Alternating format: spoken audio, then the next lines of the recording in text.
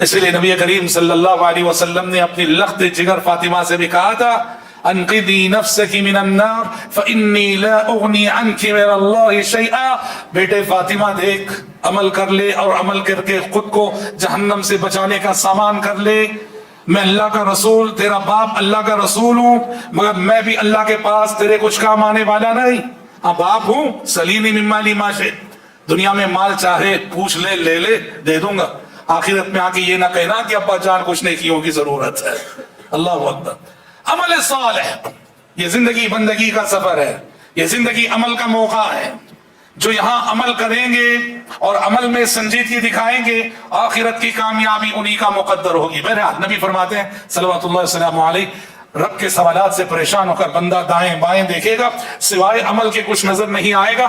وَيَنظُرُ بَيْنَ يَدَيْهِ، اور آگے دیکھے گا فَلَا يَرَى إِلَّا النَّارِ، اور آگے جہنم نظر آئے گی. عمل ہے تو پھر اس سے چھٹکارا ہے، اور اگر عمل نہیں ہے تو پھر اس میں جانا لا محالہ. آپ نے کہا فَاتَّقُوا النَّارَ وَلَوْ بِشِقِّ تَمْرَةٍ. لوگوں سنو، دنیا میں جب تک یہ سانسوں کا سفر جاری ہے، عمل کر لو، عمل کر لو، اور چھوٹی سی چھوٹی نیکی کو بھی معمولی نہ سمجھو. حتیٰ کہ آدھے کھجور کا صدقہ ہی کیوں نہ صحیح ہو، وہ بشق تمرہ، دینے کے لیے کچھ نہیں، صرف آدھی کھجور ہے تمہارے پاس، آدھے کھجور کے صدقے کو بھی حقیر نہ سمجھو. آدھے کھجور کا صدقہ بھی تمہاری قسمت بدل سکتا ہے، آدھے کھجور کا صدقہ بھی تمہیں جہنم سے نجات دلا سکتا ہے. آدھے کھجور کے صدقے کو بھی حقیر نہ سمجھو.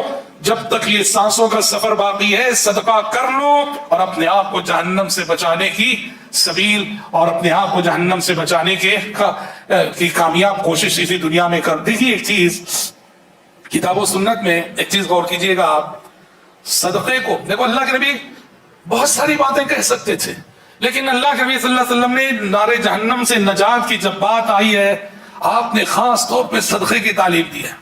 صدقہ بہت طاقت رکھتا ہے، صدقہ بہت طاقت رکھتا ہے. صدقے میں بڑی قوت ہے. وہ ایک لقمہ جو آپ کسی بھوکے انسان کو کھلاتے ہیں، وہ ایک گھونٹ جو آپ کسی پیاسے انسان کو پلاتے ہیں، وہ ایک کپڑا جو آپ کسی برہنہ انسان کو پہناتے ہیں، وہ چند روپیے جس کے ذریعے سے آپ کسی قرضدار انسان کی مشقتیں دور کرتے ہیں.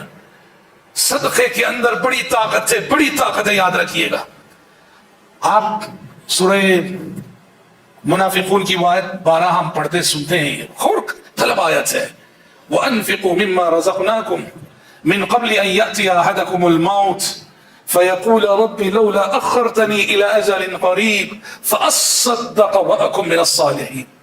کہا اللہ نے کہ جب تک زندگی باقی ہے خرچ کر لو، قبل اس کے کہ موت کی وہ گھڑی آئے کہ تم نزع کے عالم میں مبتلا ہو، سکرات کے عالم میں مبتلا ہو، موت کے فرشتے تمہارے سرانے کھڑے ہو، عالم غیب تمہارے حق میں عالم شہود بن چکا ہو، اور تم اسی دنیا میں رہتے ہوئے تمہارا جسم دنیا میں، مگر تمہارے سامنے سے غیب کے پردے ہٹ چکے اور عالم آخرت کو دیکھ رہے ہو.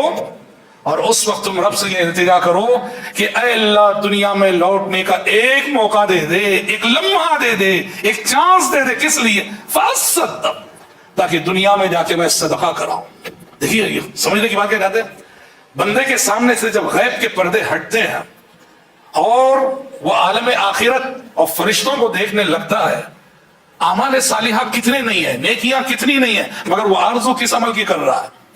وہ آرزو صدقے کی کر رہا ہے.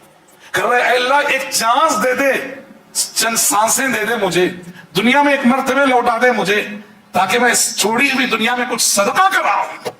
اسی سے سمجھ جاؤ یہ جو آنے والی قبر کی منزل ہے اور حشر روز قیامت تک کا جو سفر ہے، اس میں صدقے کا کرشمہ کیا ہے، صدقہ کیا کچھ کرنے والا ہے انسان کے ساتھ. اس لیے حدیث میں اللہ کے نبی نے فرمایا کل امرئ فی ظل صدقته حتی یقضى بین الناس یوم القیامہ. حشر کی عدالت میں جب ساری مخلوق کھڑی رہے گی، ابھی حساب و کتاب شروع نہ ہوا ہوگا، سورج سروں پر ہوگا، سب لوگ بے سایہ ہوں گے، لیکن اللہ کے وہ بندے جو صدقہ و خیرات کرنے والے، ان کے سروں پر سایہ ہوگا. حساب و کتاب شروع ہونے تک وہ آرام سے اپنے صدقے کے سائے میں کھڑے ہوں گے، اور جو جس قدر صدقہ و خیرات کرنے والا، اس کا سایہ اسی قدر عظیم ہوگا. اس لیے میرے بھائیوں، آپ اپنی زندگی میں صدقے پر خاص توجہ دیجیے، खास तवज्जो दीजिए, जिनको अल्लाह ने नवाजा है, मैं उनसे दरख्वास्त करूंगा, माहाना किसी बेवा का राशन आप अपने जिम्मे ले लीजिए कि माहाना उस बेवा खातून के घर राशन पहुंचा दिया कीजिए। किसी यतीम बच्चे की जिम्मेदारी कबूल कर लीजिए। किसी मजबूर और मुफलिस इंसान के घर का खर्च बर्दाश्त कर लीजिए। पूरा ना सही, कुछ हिस्सा सही, माहाना दे दिया कीजिए।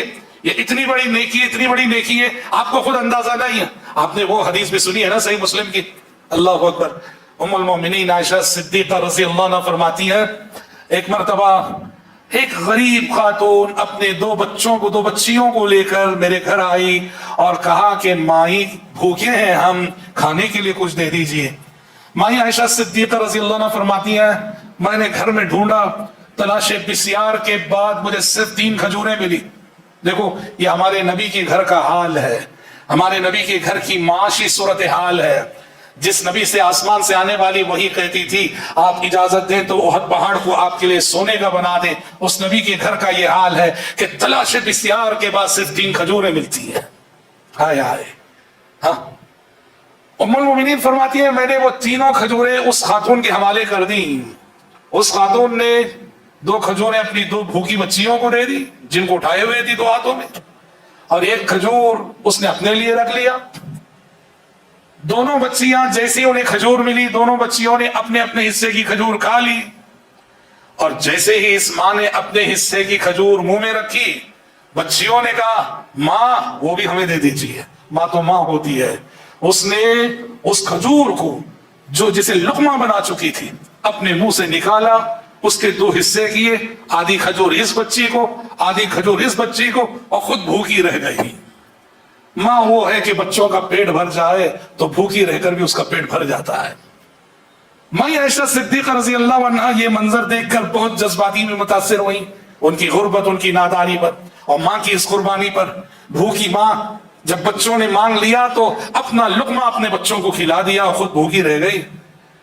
इतने में नबी करीम सल्लल्लाहु अलैहि वसल्लम तशरीफ लाए।